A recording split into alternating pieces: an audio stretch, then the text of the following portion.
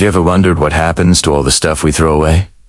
The broken electronics, the old cars, the tangled wires. Most of us just see it as junk, destined for a landfill. But for a select few, this junk is a gold mine. They're the scrappers, the urban miners who sift through our modern-day ruins.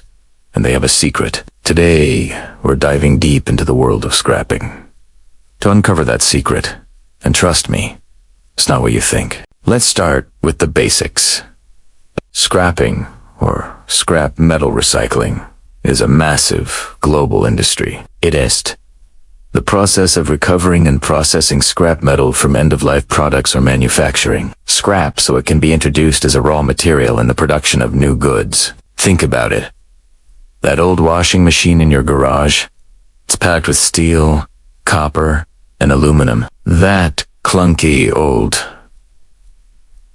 computer, it's got gold, silver, and palladium hiding inside its circuit boards. Scrappers are the ones who rescue these valuable materials. They prevent them from polluting the earth and reduce the need for destructive mining operations. It's a tough, gritty job, but it's essential for a circular economy. So, who are these modern-day prospectors? They're your neighbors, your friends, people from all walks of life. You've probably seen them, driving trucks piled high with metal, or patiently dismantling old appliances. There's a common misconception that scrapping is a desperate last resort gig, and for some, it might start that way. But for many, it becomes a passion, a profession, and a surprisingly profitable business. I've met scrappers who started with just a beat-up pickup truck and now run multi-million-dollar recycling yards. They've built empires in what others considered worthless. The process itself is a fascinating blend of brute force and delicate precision. It starts with collection. Scrappers are always on the hunt, sourcing material from demolition sites, auto repair shops, industrial facilities, and even residential curbside pickups. They develop a keen eye for valuable metals. They can glance at a pile of junk and instantly calculate its potential worth. They know that brass is worth more than steel, that insulated copper wire needs to be stripped to get the best price, and that catalytic converters contain precious platinum group metals. Once collected, the sorting begins. This is where the real skill comes in. You need to identify different types of metals. Is it ferrous, meaning it contains iron and is magnetic, like steel? Or is it non-ferrous, like copper, aluminum, or brass? Non-ferrous metals are generally much more valuable. A simple magnet is a scrapper's best friend.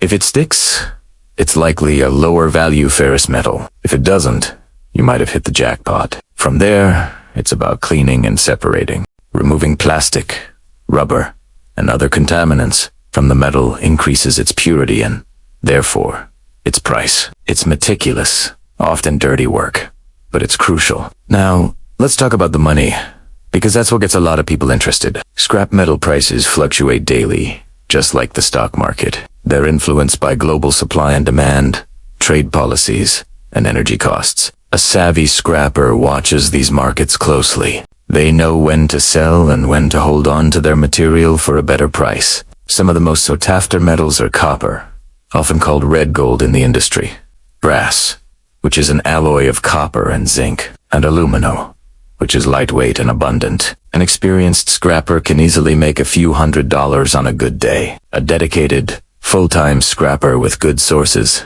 can earn a very comfortable living. But here's where we get to the heart of it, to the real secret. The money is good, and the environmental impact is positive, but that's not what keeps the true veterans in the game. I spent weeks talking to scrappers, from grizzled old-timers to young entrepreneurs, and they all told me the same thing. The real secret of scrapping isn't about the metal, and it's not even about the money.